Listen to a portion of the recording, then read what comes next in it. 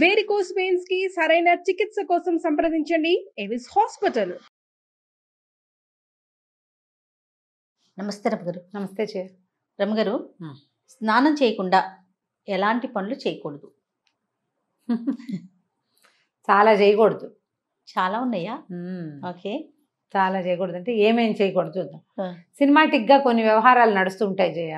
ఊళ్ళల్లో ఓ రకం, చాలా పనులు అయ్యాక కానీ ఊళ్ళో కొన్ని కొన్ని కొన్ని కమ్యూనిటీస్లో స్నానాలు చేయరు. వంట కూడా అయిపోతుంది, తర్వాత స్నానం చేస్తారు. కొన్ని చోట్ల తెల్లవారుగానే స్నానం చేస్తారు. తెల్లారగానే స్నానం చేసేస్తే వాకిళ్ళు ఉడ్చుకోవాలా, ఇల్లు ఉడ్చుకోవాలా, స్నానం చేశాక ఇల్లు ఉడవటము, బట్టలు ఉతకటము అవన్నీ చేయాలంటే ఒక చికాగ్గా ఉంటుంది కదా. పొద్దుటి పూట కొన్ని ప్రత్యేకమైన పనులు, వాకిలి ఉడిచి ముగ్గేసుకోవటం, వాకిలి ఉడిచి ముగ్గి నీళ్ళు చల్లటం, లేదా వాకిలి వరండా కడుక్కోవటం. పని మనిషి చేస్తుంది అనుకో, బాధే లేదు, పనమ్మ వేస్తుంది, ఎప్పుడో చేసేస్తుంది, ఓకే. లేకపోతే మనమే చేసుకోవాలంటే వాకిలి ఉడిచి ముగ్గేసుకోవాలి, నిద్ర లేవగానే బ్రష్ చేసుకోవాలి. ఈ బ్రష్కి ముందా వెనక అనేది మీ చాయిస్.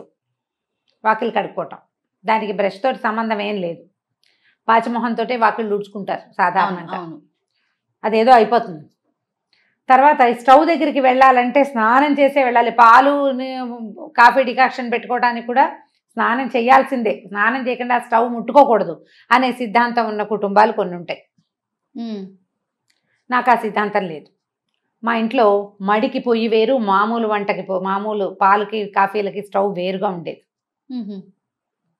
అది ఇది ఒకటి కాదు. మా చిన్నప్పుడు చాలా సంవత్సరాలు అలాగే ఉంది. పైగా మడి వంట చేసుకునేటప్పుడు పొద్దుటి స్టవ్ కడుక్కుని స్నానం చేసి స్టవ్ కడుక్కున్నాకే స్నానానికి వెళ్ళి అప్పుడు వంట, కడిగిన పొయ్యి మీదే వంట. ఇప్పుడు నేను కూడా అంతే చేస్తా. స్టవ్ వంట ముందు స్టవ్ తుడుచుకోవటం నాకు అలవాటు.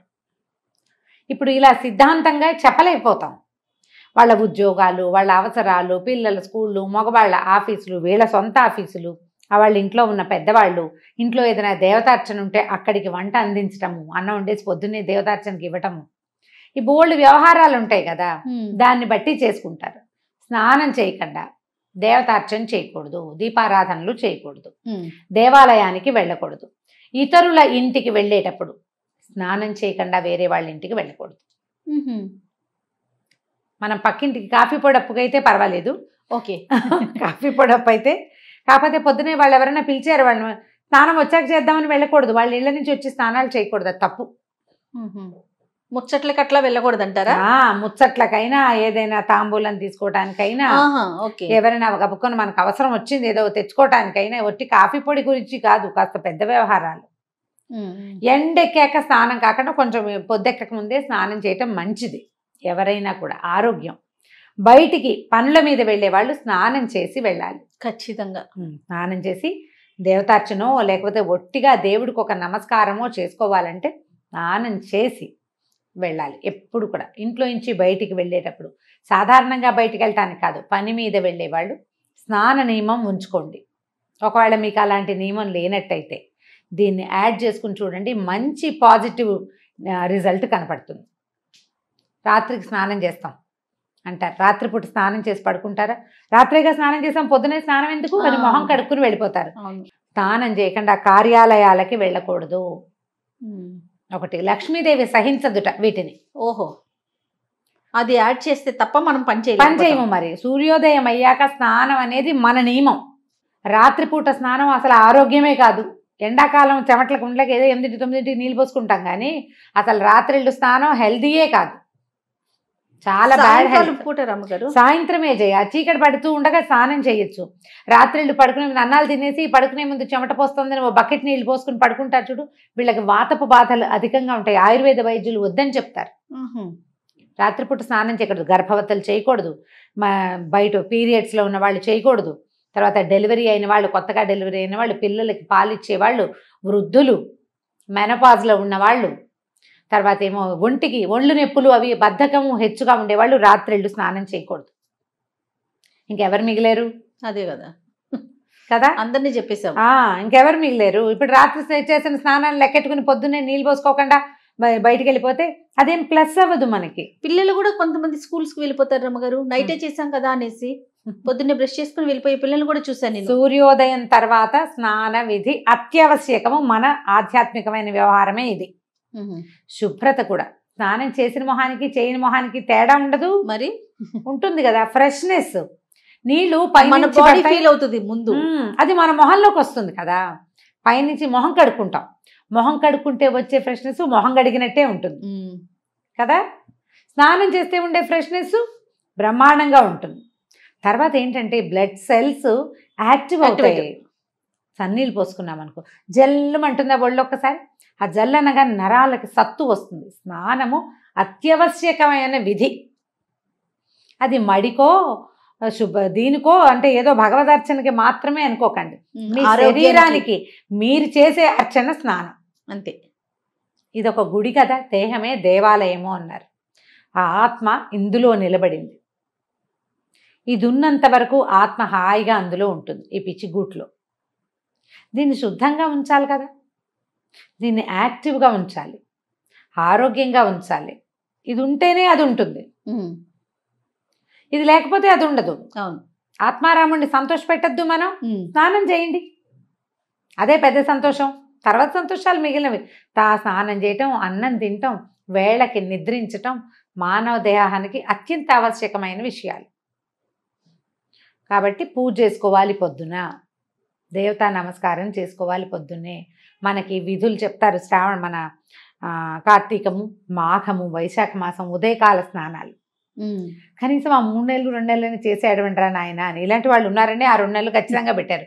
ఈ నిత్య స్నానమే కాకుండా అప్పుడప్పుడు నదీ స్నానాలు, సముద్ర స్నానాలు కూడా పెట్టారు. తీర్థ స్నానాలు, ఎక్కడికైనా వెళ్తే, ఏ తిరుమల వెళ్ళాం అక్కడ చక్కగా తీర్థంలో స్నానం చేయటం, ఎక్కడికో వెళ్తాం, కంచికో కాశీకో వెళ్తాం, అక్కడ గంగా నదిలో నదీ స్నానం ఎంత మంచిదో అది. కాబట్టి స్నానం చేసి ఏం చేయాలి ఏం చేయకూడదు కాదు, స్నానం చేయాలి ముందు. అది మానేయకూడదు. పొద్దున వంట చేసుకోవటానికి స్నానం చేసి వంట చేస్తే బాగుంటుంది, శుభ్రంగా ఉంటుంది. తర్వాత స్నానం ఒక పవిత్రమైన భావన వస్తుంది. మనం ఏదైనా వండుకున్నాము, స్నానం చేసేసి శుద్ధంగా ఉన్నాం అనుకో, ఆ వండిన పదార్థాన్ని తీసుకెళ్ళి దేవుడి దగ్గర పెట్టుకోవటానికి బాగుంటుంది. పాచిమొహంతో వంట చేసేసుకుని అది ఎలా పెడతాం, అది పెట్టలేకపోతాం. నేను టిఫిన్ ఏర్పాటు చేస్తాను అని లాస్ట్ టైం ఒక వీడియో చేస్తే, స్నానం చేయకుండానే టిఫిన్ చేస్తారా అని ఒకళ్ళు అడిగారు నన్ను. టిఫిన్ చెయ్యను, ఏర్పాటు అంటే ఇడ్లీ పిండి, దోశ పిండి అవి తీసి బయట పెట్టుకోవటము, చట్నీకి కావాల్సిన దినుసులు ఏమిటో చూసుకోవటం, అదే చేస్తాను. పదార్థం తర్వాతే చేసుకుంటాను. కానీ మనం ఆలోచించుకోవాలి మనకి ఏది అవసరమో అని. ఆహార స్వీకారం కూడా స్నానం చేశాక కనుక తీసుకుంటే చాలా బాగుంటుంది. తీసుకోలేకపోతాం, అట్లా బ్రేక్ఫాస్ట్ చేసేయాల్సి వస్తుంది మన పనిని బట్టి కదా. పొద్దున్నే చేసేయాలి, షుగర్ ఉంది, స్నానం చేశాక ఇవన్నీ దేవుడికి ఇవన్నీ చదువుకుని టిఫిన్ తినేసరికి లేట్ అయిపోతుంది, టాబ్లెట్లు వేసుకుంటారు. పాపం వాళ్ళకి తప్పదు కదా, పెద్ద వయసు పెద్దవాళ్ళకి తప్పదు, ప్రెగ్నెంట్ లేడీస్కి వాళ్ళకి కూడా తప్పని పరిస్థితిని పక్కకు పెట్టండి. నార్మల్గా అయితే తొందరగా స్నానం చేసేసి బ్రేక్ఫాస్ట్ చేయటం, తయారు చేసుకోవటము, తింటము కూడా రెండును. ఇలా చేస్తే కనుక ఎక్కువ శుభ్రంగా ఉండేందుకు అవకాశం ఉంది. ఏ హెన్నో పెట్టుకుంటాము, నెత్తికి నూనె రాసుకుంటాము, గంట నానాలనిపిస్తుంది, ఇంకప్పుడు ఏదో కొంత పని చేయవలసి అయితే ఓకే రమ్ గారు. నార్మల్ ఇష్యూస్ అయితే మాత్రం మార్నింగ్ లేవగానే చేయమంటారా? చేయండి. పొద్దునే స్నానం చేస్తే, స్నానం చేయకుండా పూజ ఎలా చేయకూడదు, భోజనం అలా చేయకూడదు, భోజనము ఎలా చేయకూడదు, బయటికి అలా వెళ్ళకూడదు. ఇవి 3. ఇంకేముంది రమ్మ గారు, ఖచ్చితంగా స్నానం చేయాల్సిందే. మిగిలిన మీ ఇష్టం, ఇంకా మేమే మిగిలిన అన్ని చెప్పారు. రైట్. ఏదేమైనా మార్నింగ్ లేవగానే స్నానం చేయటం ఉత్తమం. మీరు పూజ గీజ ఏం చెయ్యరు. ఒక ప్లస్ పాయింట్ చెప్తా, పూజ చేయరు మీరు. ఓకే, మీకు అలవాట్లేదు. ఇంట్లో ఎవరైనా దీపం పెట్టుకుంటారు, లేకపోతే లేదు, అది కూడా మనకు అక్కర్లేదు. మగవాళ్ళకి చెప్తున్నా, స్నానం చేయగానే బయట ఏ బాల్కనీలోనో కిటికీలోనో సూర్యుని చూసి దండం పెట్టుకోండి. సూర్యుడికి చేసే నమస్కారం ప్రత్యక్ష నారాయణుడు అద్భుతమైన ఫలితాన్ని ఇస్తుంది. ఇప్పటిదాకా మీకు అలవాటు లేకపోతే, ఒకవేళ మీరు కనుక ఈ వీడియో వింటూ ఉంటే, రేపటి నుంచి దీన్ని ప్లస్ చేసుకుని చూడండి. మగవారైనా ఆడవారు కూడా చేయొచ్చు? ఆడవాళ్ళు ఎలాగో చేస్తారు. ఓకే, మీకు అలవాటు లేకపోతే అని చెప్తున్నాను. మీ ఇంట్లో అంటే దీపం, అమ్మాయి దీపం పెట్టుకుంటుంది, అతనికి అలవాట్లేదు, అతనికి ఒకవేళ అసలు మన ఇంట్లో దీపాలే లేవు, ఇది జాతి విచక్షణ లేదు. ప్రతి ఒక్కరు అసలు పూజలు గీజలు చేయరు, వీరేదో ప్రార్థన చేసుకుంటారు, మీ విధానాలు మీకున్నాయి. అయినా కూడా మీకు సూర్యుడు అవసరమే కదా, సూర్యుడు అందరి వారుడు కదా. స్నానం చేసి సూర్యుడిని చూడండి పొద్దున్నే, బిఫోర్ 9 చేయండి, చాలా మంచిది. మీకు ఆ సూర్యుని చూడడానికి నచ్చింది అనుకోండి, కాసేపు కళ్ళు మూసుకుని అక్కడే నుంచోండి, ఆ సూర్యకిరణాలు పడేలాగా. ఇంకా సూపర్. ఒక 21 days చేసి మీలో ఏ మార్పు సంభవించిందో హోల్ హార్టెడ్గా ఇంకొకళ్ళకి చెప్పండి. నేను ఇది చేశా, స్నానం చేసి సూర్యుని చూశాను. ఏం జరిగింది రమ్మగారు? చెప్పండి, ఇలా చెప్పండి అంటున్నా. మీరు చెప్తున్నారే. నేను ఇలా చేశాను, స్నానం చేసి సూర్యుని చూశాను, నాకు ఈ మార్పు వచ్చింది అనేది మీరు గమనించి చెప్పాలి. అప్పుడు పొద్దున్నే స్నానం చేయటంలో ఉన్న ఫలితం ఏంటో తెలుస్తుందేమో, మీరే అందరికీ చెప్తారు. ఎర్లీ మార్నింగ్ సూర్యుని చూడడంలో ఉన్న ఆత్మానందం ఏంటనేది చూసేవాడికే తెలుస్తుంది. మీరు బాగా ఎంజాయ్ చేస్తున్నారు. రైట్ రామ్ గారు, నమస్తే అండి. నమస్తే.